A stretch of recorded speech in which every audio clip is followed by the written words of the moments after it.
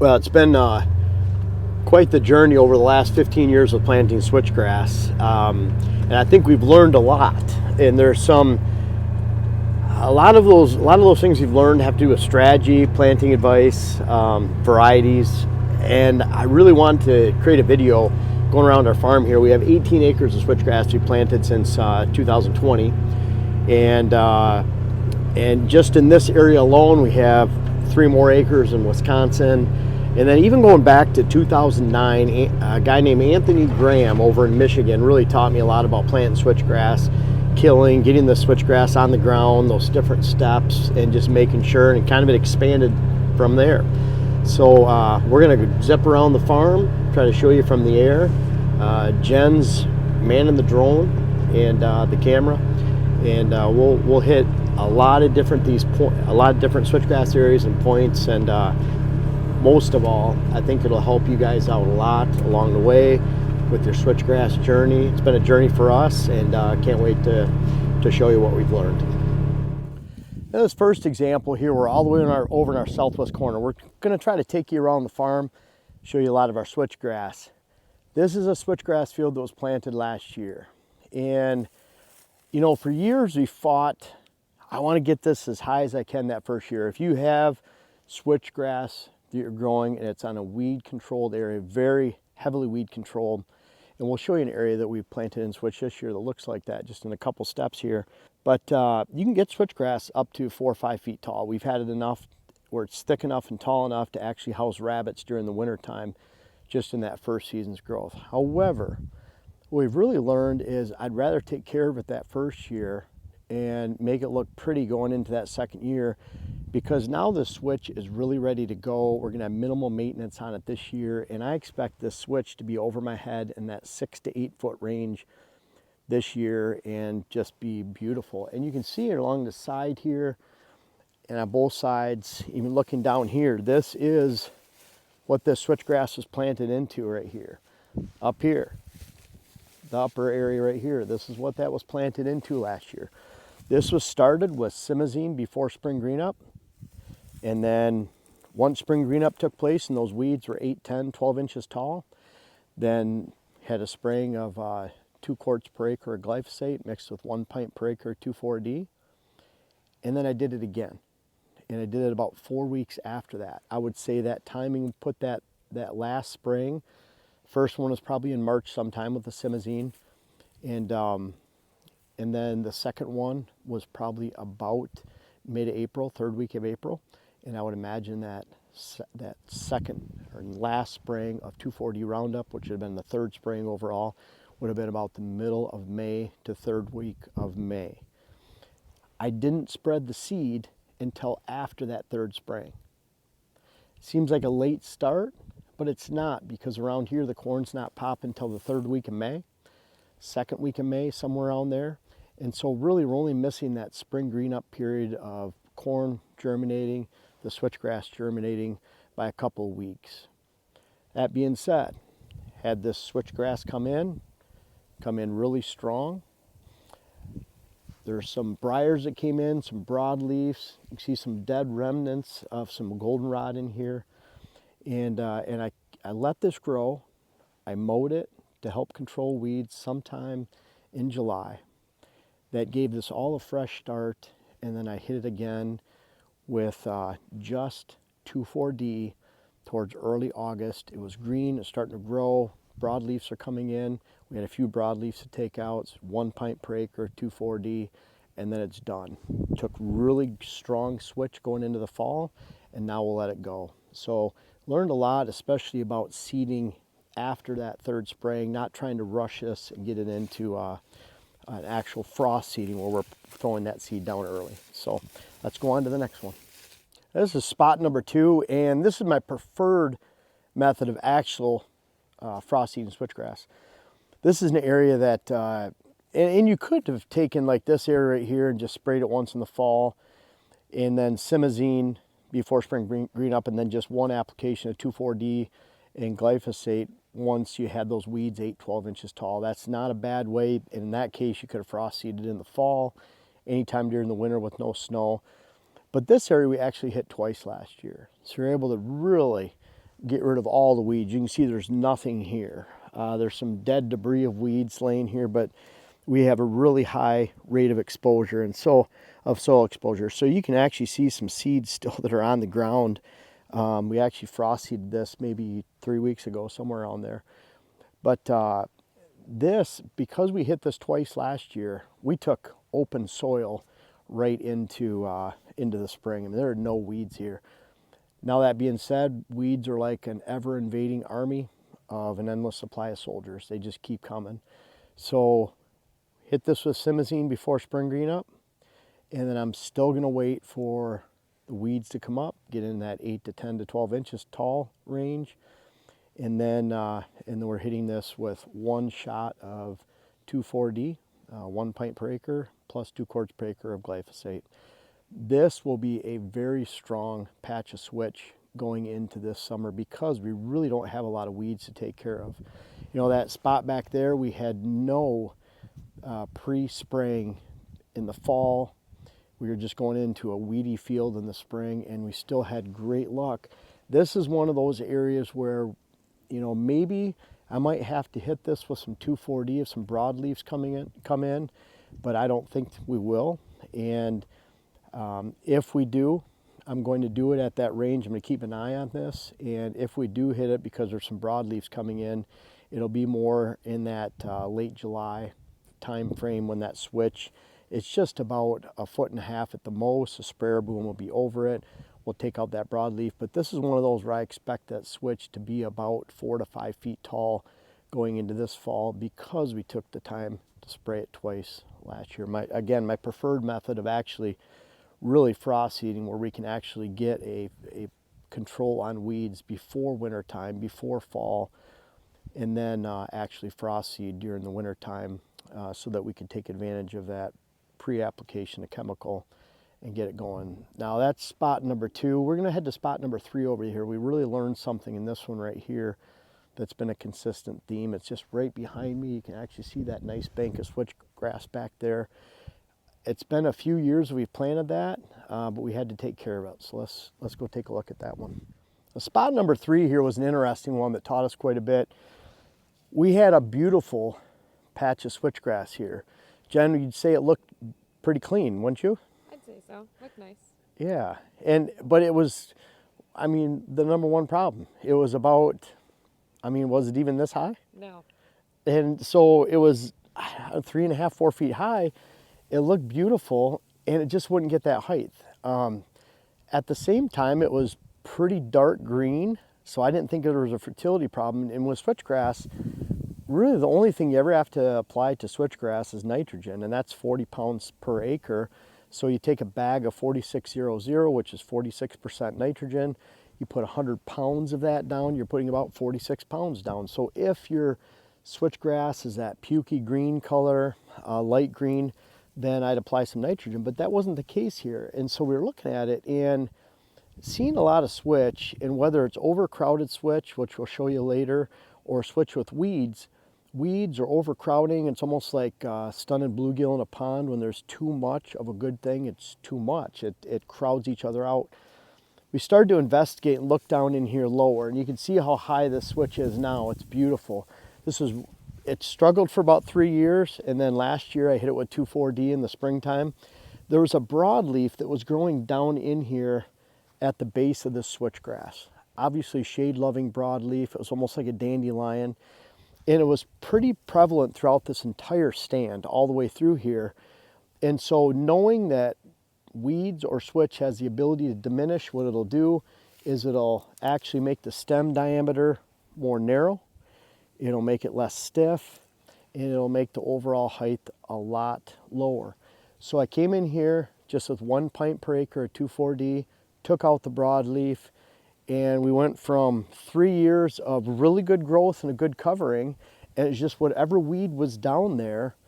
There was no other weeds in here, but it was enough to diminish the growth, the stem diameter, and certainly the height. So now that we've taken care of that, we've actually jump-started this just in that 1 season of growth.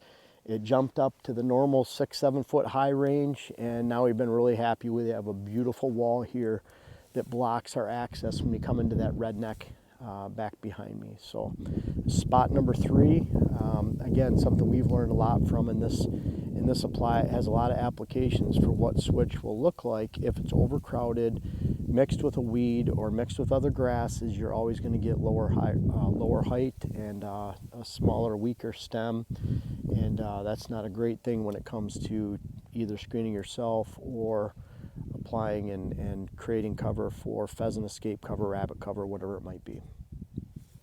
Now this is area number 4. Really interesting comparison. We have more of a cave and rock blend and cave rock on this side, and then we have RC big rock on this side. And if I wasn't telling you that, you wouldn't know the difference. And what we've noticed around the farm is we have a lot of different varieties planted side by side. And what it really boils down to isn't necessarily the variety that much, as far as this is a better one or this is a better one. Really, it boils down to is weed control. And you can't really tell the difference in these two. And when you go through this stretch right here is about 150 yards long, 200 yards when you count the little patch over there. And when you go through here, you really can't tell the difference between the two, other than when you get into areas. I'll show this area right here, and you can see this is a culprit right here. You can see briars, and because this used to be a briar field right here, and we took that out, the briars eventually come back. It creates a monoculture, but what does come back are briars. That's what's covered the ground for a decade or more, whatever it's been, and they'll come back. When that comes back in, it starts to diminish the quality of the stand. Over on this side, you can see some briars starting to come right up in here, and if you see this patch right here is a little bit weaker, you can see some briars that are starting to come up in this little area. See the briars right up here, here. So in this area, even out to the edge, unlike this area over here, there's briars coming in. And so, you know, a lot of times there's argument about this blend or this variety is better.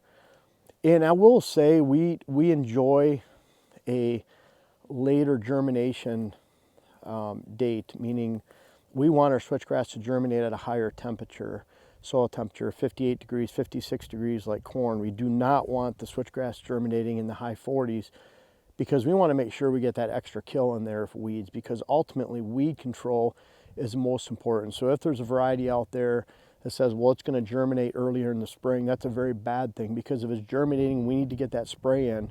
Ultimately, weeds are what's going to determine the success of your stand and the ability to decrease that shading, getting rid of the competition. And you can see even in a stand like this that's 3 and 4 years old, that when you have weeds, you can just look right in the stand and you can say, this little pocket is weak because there's weeds. You can see when I go back here a little bit, you can see another pocket right here. The weeds have come into this area. It takes out the switch.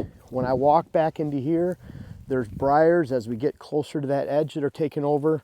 And so I could say that there's this variety here, but ultimately taking care of your weeds and making sure that your weeds are completely taken out of the picture is ultimately what's going to determine the success or failure of your stand. And once the weeds are gone, we find that we've been able to let our switchgrass go for 10 years or more. We do not have to burn it. You can actually just use chemical control. There's actually some negatives that come from burning. Namely, when you burn, you get back what you had there to begin with. And so we just create room for more briars to grow within here. But bottom line is we don't need to burn, but we do need to take care of the weeds. And that's ultimately going to be more important than even variety you have. I'll point out that, you know, Jen's probably shaking her head at me right now. And it's more important than variety would be germination rates and purity of the seed. And you can imagine with our company called Pure Wildlife Blends, we really put a big focus and emphasis on germination rates and the quality of our seed. That is critically important too. And that relates to this, getting the weeds out of here, making sure you have pure stands. And a pure stand will stand thick, tall, strong, stand up to the harshest of snows that switchgrass can stand up to. And you ultimately, you know, weed control is critical to stand. This area is number 4. Let's go over to number 5 now. Well, location number 5 here is an interesting one. It has to do with our strategy for converting this field. A lot of times you're converting field next to areas with aspen, and we have a lot of aspen back here in the woods, and it's pretty interesting. We want this to turn into cover, and so the first step was to fill it with switchgrass, surround it, and then we have pollinator strips in here, diversity pockets, and we're letting this revert back to cover. But you have to have that base form of cover, which was supplied immediately. At the most, it takes 2 years, but it's supplied immediately by the switchgrass, and then you can work on it from there. And we want this edge to keep encroaching. We want it to go out into the field out here. There's a certain spot at which we would stop this switchgrass, maybe half the distance, closer up to the driveway. But the beauty of this is we haven't cut an aspen here within about 30 yards. I think most of those are 35, 40 yards back in the woods that we cut. Dylan filmed that a long time ago, cutting aspen back into here. And what's really cool is what you'll start to see is we're getting shoots coming all the way out into the switchgrass. It's right here. You can see some right down here. And all these light colored shoots behind me are aspen, and they're even encroaching out into the dogwood. And so we're starting to convert this edge, and it's taking over with aspen. Eventually this aspen will grow up, and the other aspen that's coming in around here, and this entire edge is like that. We've cut down aspen all the way along here, and it's slowly taking over the edge of this field. That's a welcome addition, and we're just ever expanding that habitat out in this field. Well, we've done so by already providing the cover. You can see all the cover back here with the switchgrass that we have in this location. Lots of switch in here, and then we couple with the pollinators. We have a couple of hidden clover food plots here. That edge keeps building back, and this edge right down in here, especially where you meet the briars, the aspen regeneration, the gray dogwood. This is our rabbit hot zone right here.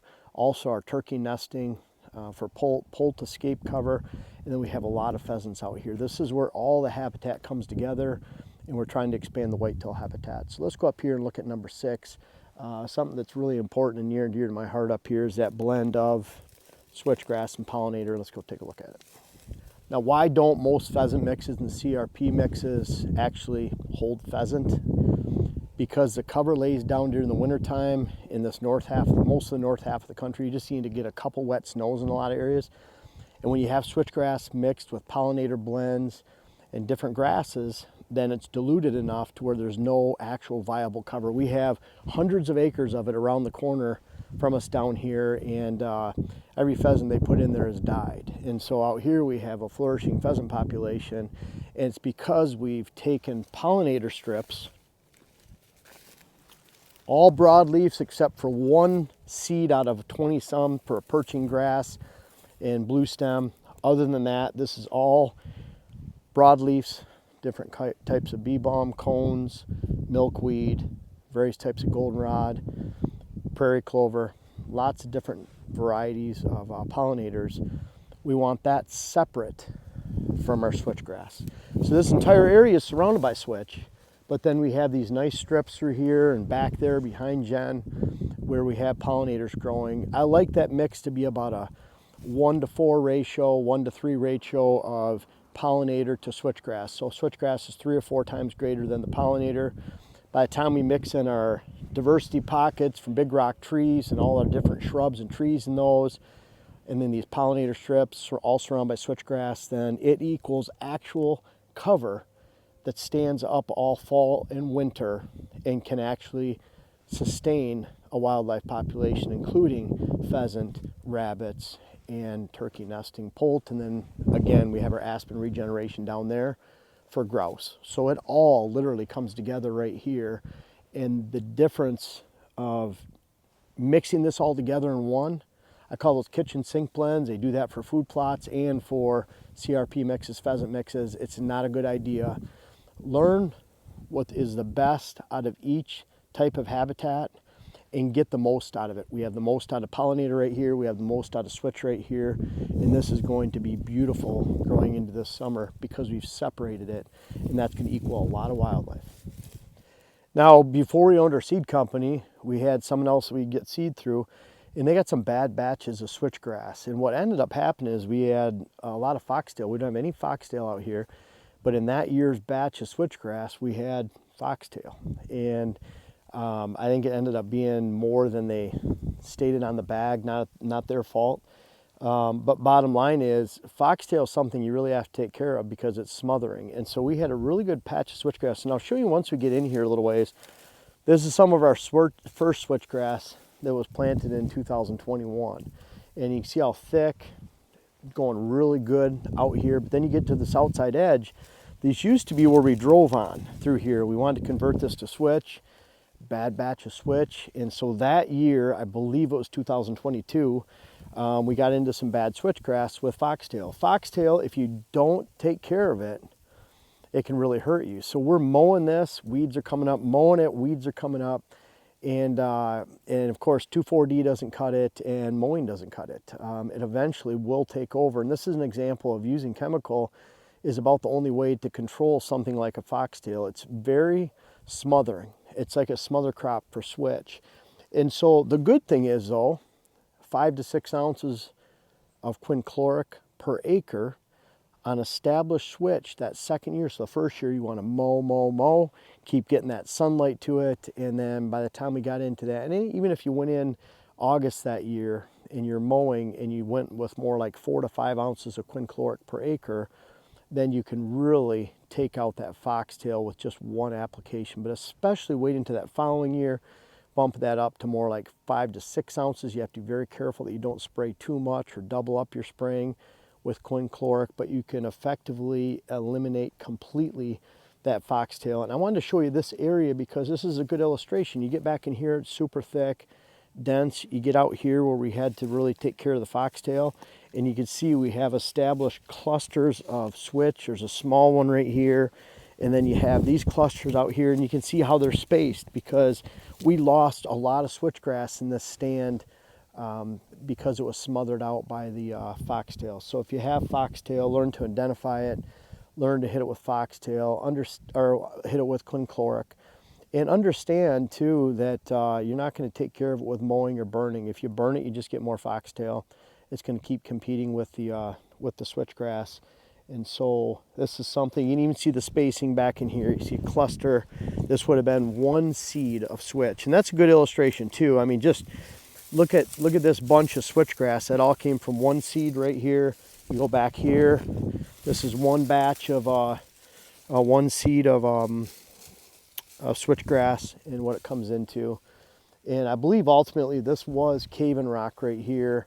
But I only point that out. That's the kind of variety that had the foxtail in it. And I think they've taken care of that since. I'm not really sure.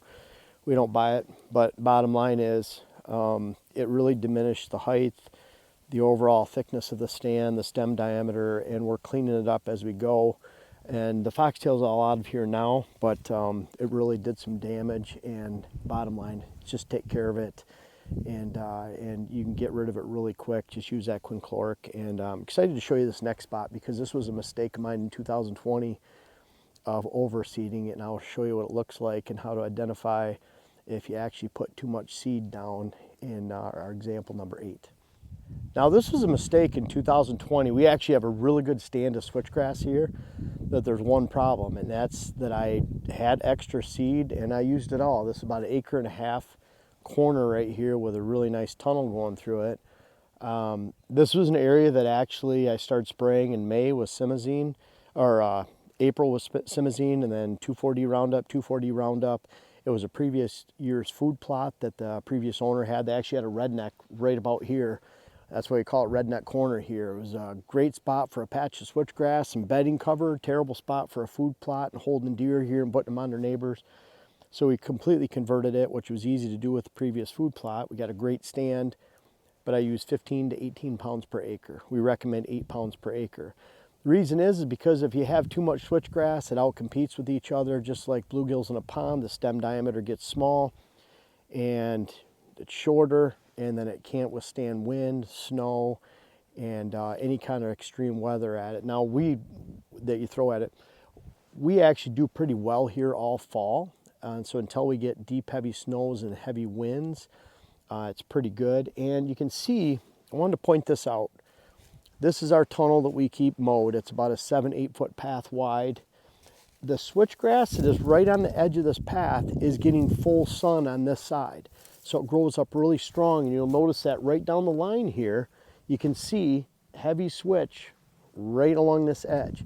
When you get over on this side, you get pretty decent switch. You can see right here where the switchgrass stands up okay on this. But then when you get in here, get out on the field edge where this is getting full afternoon sun, all the way along this edge is really strong. The reason is because it's not competing for sunlight.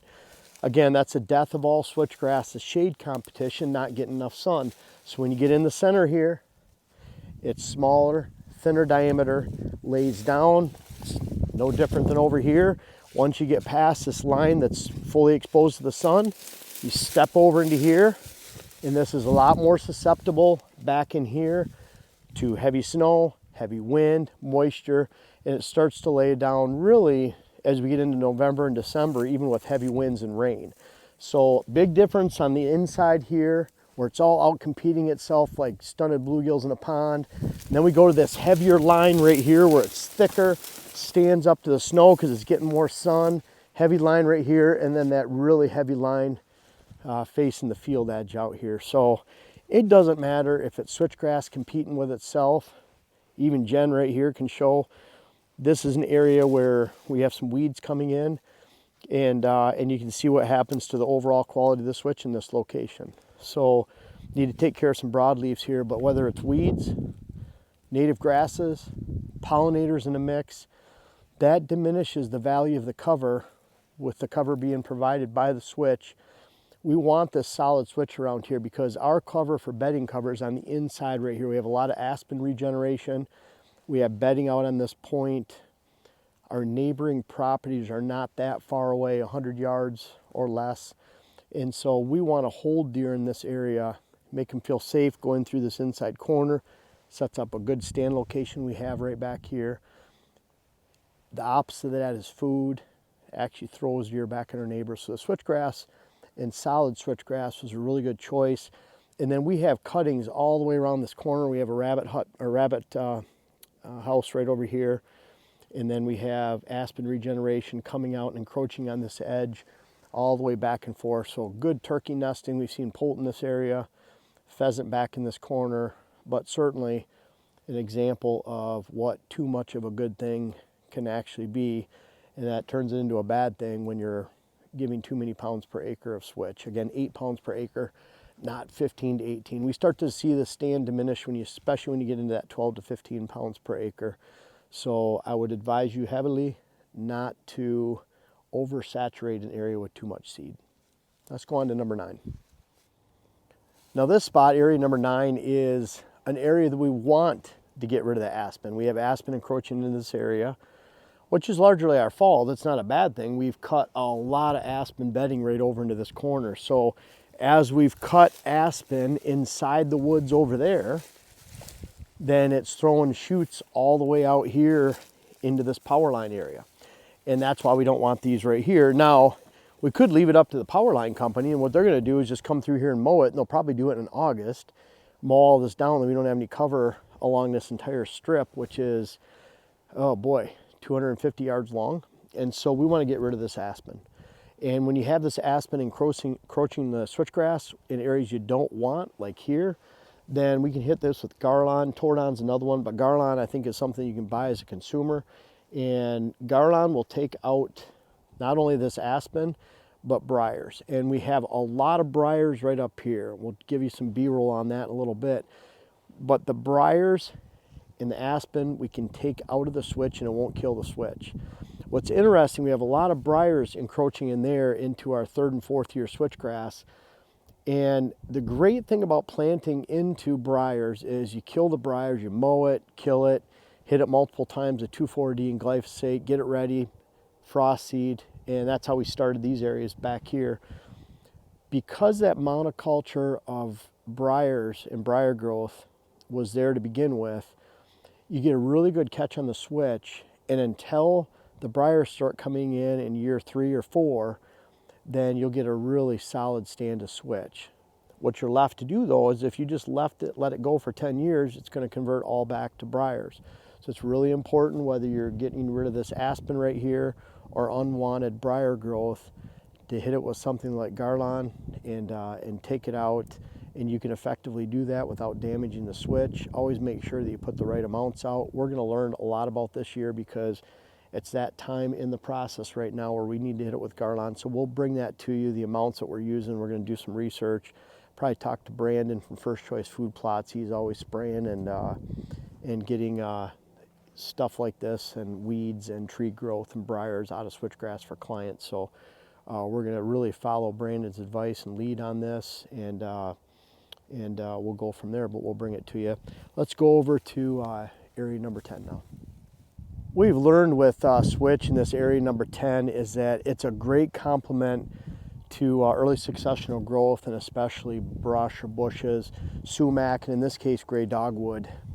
It's a perfect complement.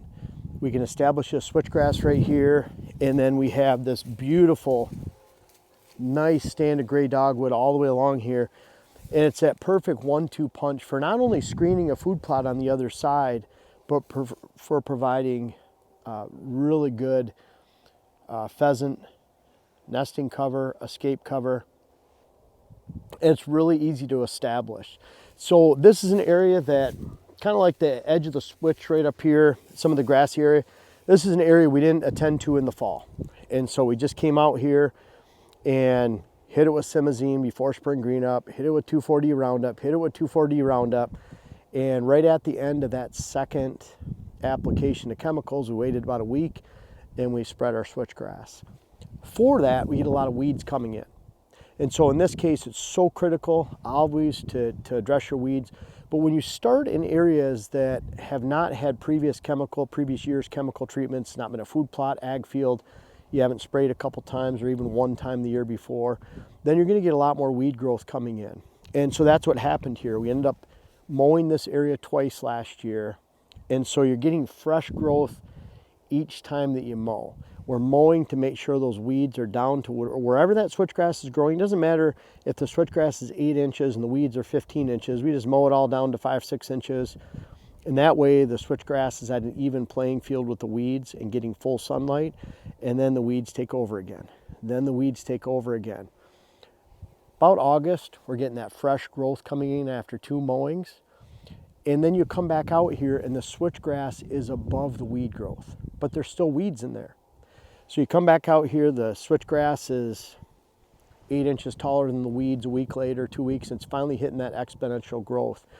The switchgrass by the end of June might be 2 or 3 inches tall. By the end of July, it might be 8 or 10 inches tall. By the end of August, if you let it grow all the way, it might be 4 feet tall, 5 feet, depending on where you're growing and where your region is. We're mowing it to get it to that August time frame of exponential growth. Gets that exponential growth, starts coming up, and then that's when we came in here and I applied 1 pint per acre of 2,4-D. And this is well when the switch has been established towards the end of summer. The weeds are still fresh because we've been mowing, and now we're left with a beautiful strip of switch here that we could really let go. I'm going to watch it. We had some Queen Anne's lace in here. We'll see if that persists going into this year. I think it's all dead, and I'll spray that if needed with 2,4-D in June. Other than that, we're going to let this go. And what's really cool is this is our access road through here, and the switch will be about this high by the end of the summer. We'll have that tall switch. We'll have the gray dogwood. We'll have the hidden food plot on the inside. We have a gap up here where Jen planted about 62 red cedars in this pocket, about 30 in the other. We're forever closing this area in, but that food plot right there will be completely hidden. We had an annual screening that we sell our deer fence on the inside over there, but because we'll fully have this established for this second year of growth, the gray dogwood, we'll be able to convert that to food plot space, which is a great thing. We'll have more food for the deer. And all this lines up with our pocket over there that's completely surrounded by switch, diversity pockets on the inside, some pockets of conifer, and this entire area is full of pheasant, full of rabbits, grouse on the inside of the woods, turkey nesting habitat. Again, everything comes together right here. And oh, by the way, we have our kestrel box back there that's being taken over by a kestrel this year, and one actually coming in and out of that hole. They're endangered, so pretty cool, or threatened, whatever the classification is. But it's a really cool hawk that, or falcon, whichever way. What is that, Jen? Falcon. It's a falcon, North America's smallest. So they eat rodents and little snakes and mice, especially mice. But bottom line is there's full of habitat, small game right here, including the kestrel box, and it all kind of comes together. We're going to show you this last spot, number 11. We're going to have to fly all the way across the valley over there. Jen, do we have enough battery? Yep. Do we have enough SD card space? No. So we'll do that at a later date, but check out number 11 because it's pretty cool and something we learned, and want to bring that to you. Location number 11, I really wanted to talk about what we learned here. And this is a consistent theme I see across every property that we go to. Switchgrass is probably the ultimate tool for surrounding an area of old field, idle pasture that you want to convert to whitetail and wildlife habitat, and ultimately providing that instant cover. So this entire area right here, we call Jim's area, is surrounded in switchgrass, really heavy switch. We have diversity pockets on the inside. We have natural growth of briar pockets. We have rabbit areas, rabbit huts in this location. Kestrel box is behind us. We have some conifer plantings up here, some red cedar mixed in throughout.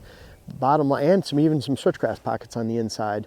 But that switchgrass outlining this entire area, 30 to 50 feet wide, that provides that instant wall of protection. It's kind of like a 5-acre woods out in the middle of a field. If you can see through it, doesn't matter how many deer beds, quote deer beds, you make on the inside. If the deer can sit in the middle of the 5 acres and look out a half mile across the fields, it's not a bedding area. Surround that 5 acres in switchgrass. Now that 5 acres on the inside becomes a bedding area because you can't see in, deer can't see in, and deer can't see out. So the switchgrass provides that immediate wall of protection to actually start to build an actual wildlife area, return an old field wildlife cover. And it happens sometimes that first year if you only need 4 or 5 feet of cover and you've had great chemical control, but certainly by the end of year 2. So it doesn't take long compared to planting thousands of trees or shrubs. We have shrubs planting in here, but we want those within the diversity pockets on the inside, and the walls of the fort basically, and protection around this area is the switchgrass.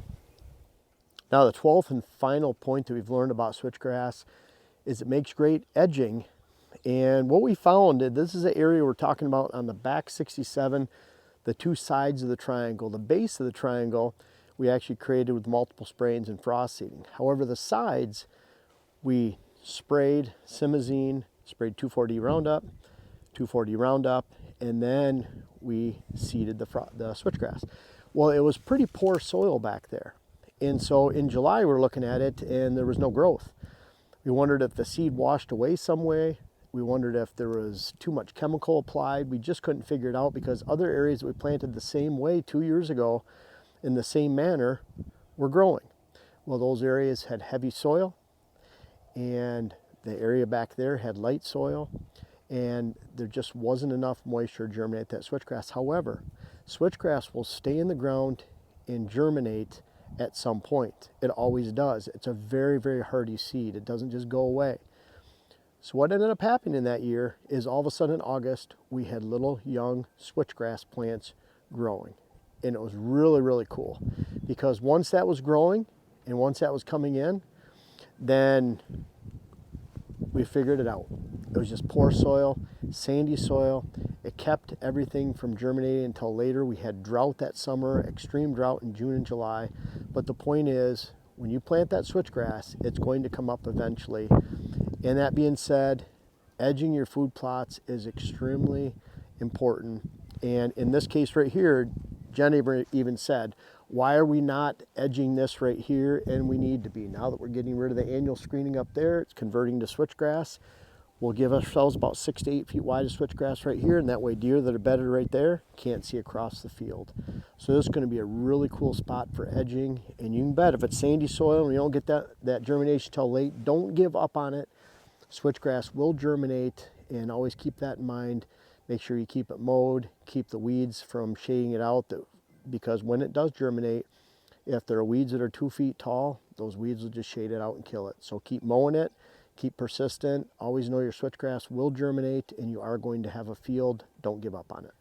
I've been planting switchgrass for a long time, even go back to Wisconsin in 2014, and before that with clients, and like I said, talking to Anthony Graham in Michigan, and getting a glimpse into his perfection of what he did. And then we've really exploded it from there. And I hope the 3 miles of switchgrass experience we've actually shown with planting on this farm can help you out. There's a lot of things we've learned along the way. I'm not going to repeat them all, but I will stress switchgrass has to be taken care of in those first couple of years, using chemicals to establish it, get it to grow really well without weeds. Switchgrass will always germinate. It's always going to grow. You just have to take care of it. And then there's a lot of different ways to use it. We don't like mixing switchgrass with other types of grasses, pollinators. We like planting those all separate, but switchgrass can be that base form of cover or screening that you can utilize on your property. We're always continuing to learn. I feel blessed to be able to look at hundreds of properties around the country and see how they've used their switchgrass and their successes and failures. Like I said, we're continuing to learn, and we'll bring that to you as we learn. And I hope, kind of this snapshot, I know I've forgotten some things, but I'm hoping this snapshot into how switchgrass has helped us on this farm, and the literally 3 miles of planting that we have out here will help you within your journey of improving your whitetail and wildlife cover and habitat on your own farm.